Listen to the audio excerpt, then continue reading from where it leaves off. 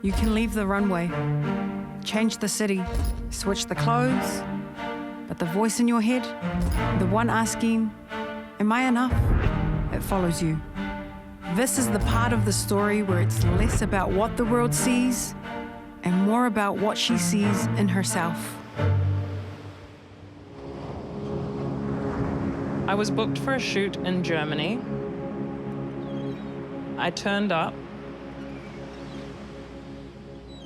The client saw me and she took one look at my tatau.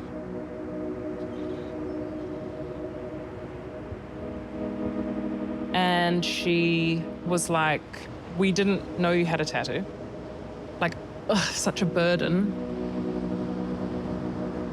Said it's a cultural tattoo. I've had it since 2021. And she said, oh, I mean, that's fine. We'll just edit it out. It's too Samoan, and it takes away the ambiguity. To be completely honest, I think if I looked more Samoan, I probably wouldn't be where I am. I wouldn't have the career that I have now.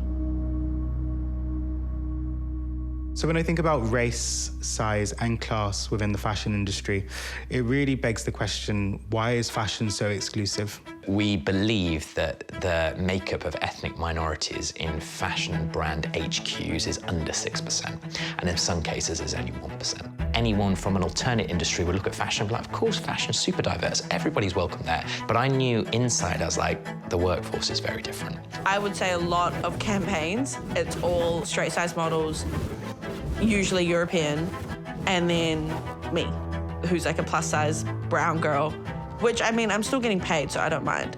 It felt like when I was younger, there was nothing. There's no Pacific Islander model, and there's no positive representation for the Pacific Islanders. I found myself having to identify within a brown girl.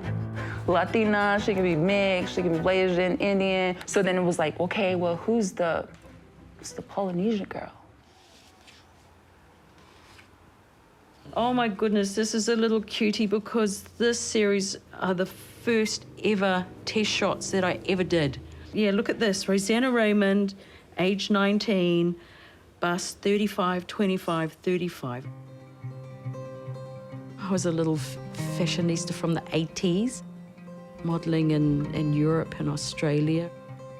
Throughout those times, there was not much room for what a Pacific version of beauty of mana was, a mana wahine, larger, bigger bone woman. So, and these weren't reflected at all in any of the magazines or any of the catwalks. Agencies would actually tell me to keep out of the sun because being paler actually would mean I would work more. And actually, yes, I always seemed to scrub up. That's when the cat suits were in, but they were a little concerned that I was getting a little big back then. So, I mean, wow.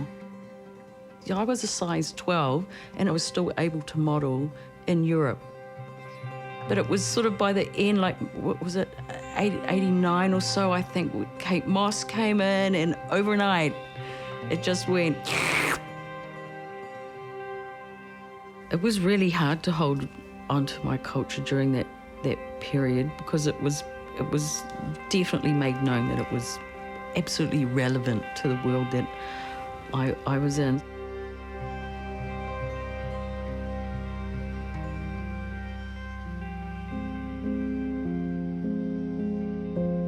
In the modelling industry, I've been praised for being ambiguous. From the way that I look, you wouldn't necessarily know I'm Samoan. Sometimes I feel guilty having the career that I have because of this ambiguity, because I want to connect and I want to be Samoan, and I love that part of me. It is like erasing a part of me. Oh, my sis. It's time someone reminded you of the power you hold as a Pacific woman. Cue your fashion fairy gods, Hina. Hi, sis. Hey. You're a bit overdressed for the market. Oh, so are you. This is giving early Lady Gaga. It is, it is. But it's giving more Lady Fafa. And of course, it's stylist Sammy Sosa, bringing the truth live and fabulous. My parents, they're immigrants to NZ back in the 70s, 80s. And so they spent a lot of their life trying to mimic what life was like here in NZ. My dad dressed like a Palangi back then. Yeah. You know, he traded in the lava, swapped it in for some trackies. And so and that was his way of really trying to find a community, find a sense of belonging. They did that through fashion. Yeah. And that was also like a shield of armor for them. Yeah. The Pacific body has been really traumatized through those colonized processes. What a pre-colonized Pacific body was. We didn't carry all that shame that the Western beauty aesthetic has put on us, and the Christians. If my cousins were fair-skinned or they were skinnier, it was like, you should be like so-and-so's daughter. She's so fair, you need to stay out of the sun, or maybe you shouldn't eat so much. My parents struggled being Indian in New Zealand. There was like colorism with the way they look, also a hair texture. And now for me, I still have never shot with my natural hair. My family are very comfortable telling me it's too curly. It's very hard in a collective culture because that's the thing, you belong to the village. The village feels like it can say, do, influence and shape, and it does. You know, you meet an older auntie or a cousin who you haven't seen for ages and they go, oh my gosh, you put on so much weight. That's what people think they can say to you.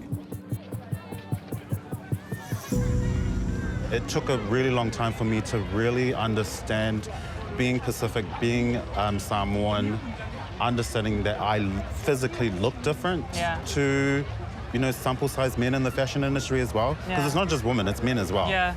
And it's shaped me to who I am today. And that's living in my power, reclaiming who I am as first of all, as a Samoan man, but also as, you know, one of the leading stylists in this country. Yes, and I did say leading stylist in this country. You are. And that's on period, guys. We know statistically and from all that data and all that research that exists, innovation comes from diverse thinking. It comes from different cultures. It comes from different parts of the world. It comes from different communities. And then we get this beautiful melting pot of new ideas. Why do we not have diversity in the fashion industry? Where is the innovation coming from if you've got a homogenous leadership group?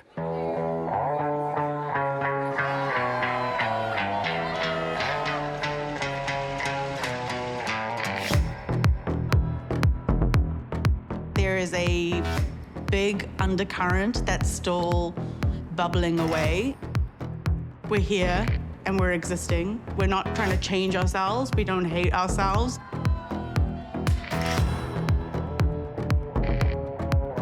If I'm in like Sports Illustrated and I'm gonna be the big girl, oh, I'm gonna come and show up a look just like with Tyra. Redefining what it is to be a plus-size girl in New York City, talking model.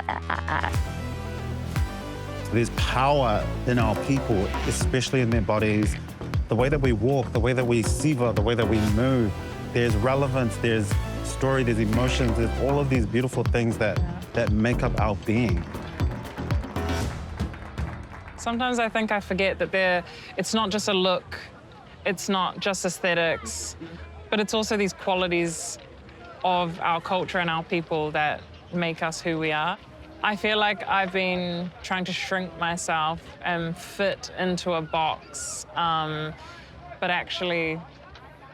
Baby girl, break that box. I know, I'm realizing I just need to come home and remember who I am. Yeah, and walk with your ancestors, girl. That's what I always say. Stomp with my ancestors. Stomp the damn coconut tree down, girl.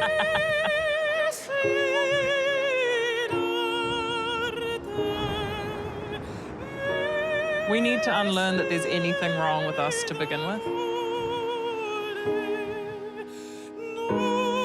I want to have like an unshakable faith in myself. I'm at the beginning of my connection back into me, my culture, believing that what I am is enough. This isn't the end of her journey. It's the tide turning.